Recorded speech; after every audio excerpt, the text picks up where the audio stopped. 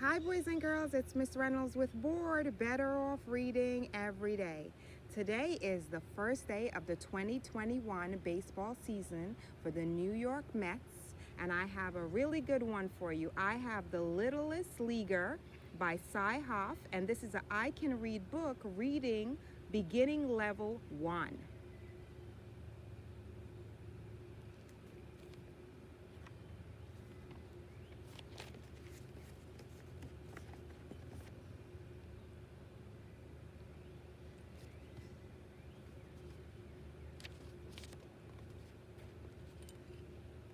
Oops. Okay. Of all the players in the Little League, Harold was the littlest.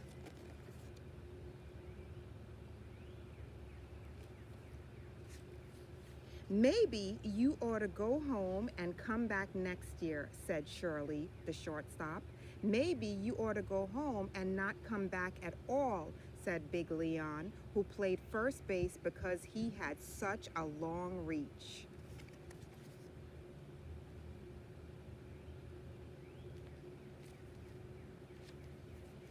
This only made Harold try harder. He tried in the infield, but ground balls did not have to take much of a hop to go over his head. He tried in the outfield, but the other outfielders had longer legs and could move under a fly ball faster.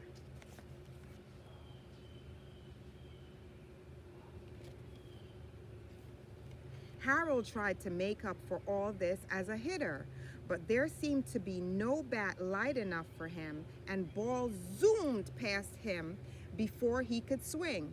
Please don't feel badly, but I'm afraid there's only one place I can put you, said Mr. Lombardo, the coach.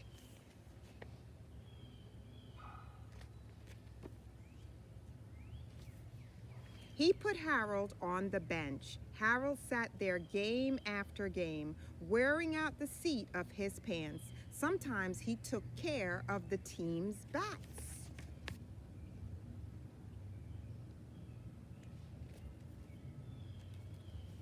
Sometimes he brought them cold drinks. I'm tired of being so little, thought Harold, and he stayed out in the rain when a game was stopped, hoping it would make him grow like flowers.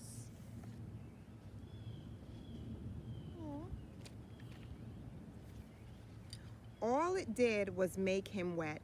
Maybe you ought to try eating green vegetables, said Shirley when the team went home. Better still, try forgetting where we play, said Big Leon.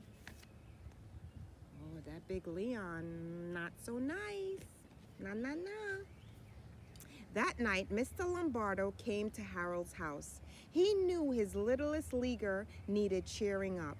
You're letting your size bother you. There have been many great baseball players who were not tall, said the coach, and Harold's father agreed with him.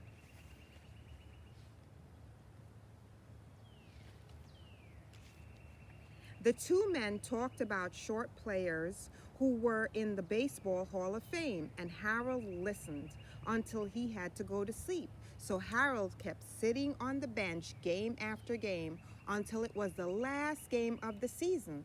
The winner of this game would be the Little League champions. The score was 0-0.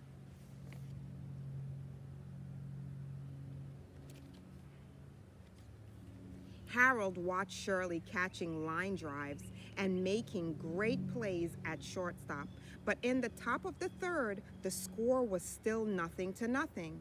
He watched Big Leon using his long reach to take throws from all over the field and get runners out at first base. But in the top of the seventh, the score was still 0-0.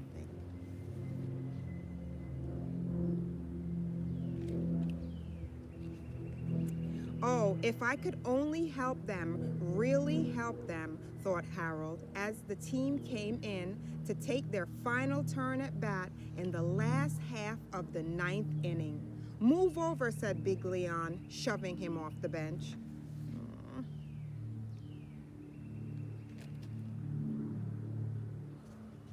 Harold sat on the ground knowing he didn't deserve to sit with the team.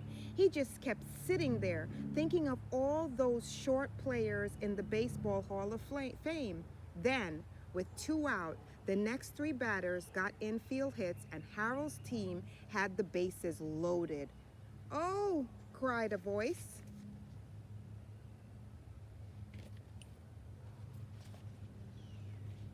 It was Big Leon getting ready to bat. He had stepped in a hole and twisted his foot.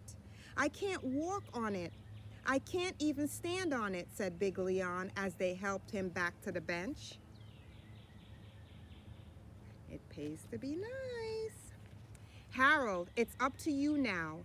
We need a hit to win. The bases are loaded and all our pitch hitters are sick from too many cold drinks. Will you please go to bat for us?" said Mr. Lombardo. Harold walked to the plate. He stood as tall as possible, hoping to scare the pitcher.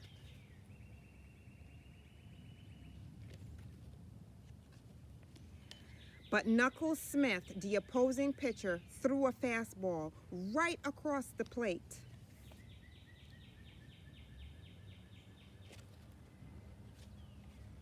"Strike one," shouted the umpire. Knuckles rounded up and pitched another. This time he threw his curve.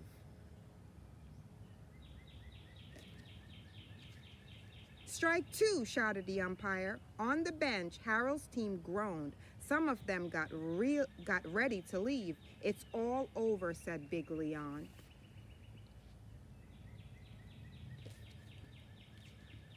Then Harold got an idea. He crouched at the plate as small as possible. He crouched so low and became so small that Knuckles could not find the strike zone. The next pitch came towards the plate, but it was too high. "Ball one," shouted the umpire.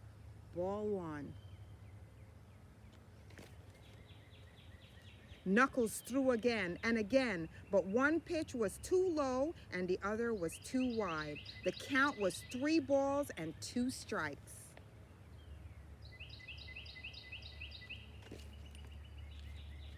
The next pitch would decide everything. "Come on, Harold," shouted Shirley on the bench. "Keep your eye on the ball," shouted Big Leon. "Make him put it where you want it," shouted the rest of the team. And Mr. Lombardo looked as if he was praying.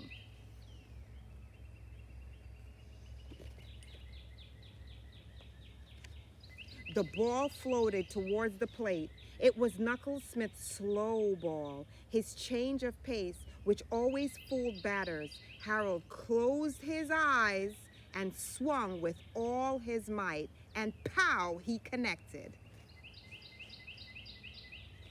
Kinda like this.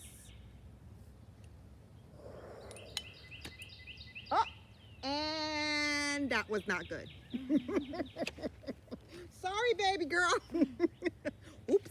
Cut that part out. The ball was gone over the fence for a home run.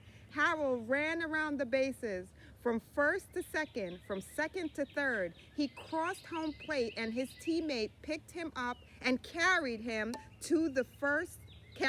on their shoulders. Hold on, boys and girls, hold on. These things happen. We are professionals, but every now and then these things happen. Let's do it again.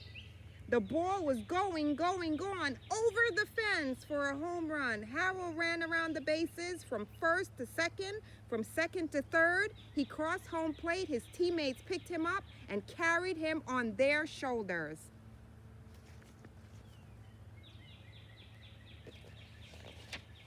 Harold, you may be the littlest leaguer, but today you were the biggest leader of them all, said Mr. Lombardo. And even Big Leon was cheering. That is the end of The Littlest Leaguer. I can read Beginning 1 by Cy Huff.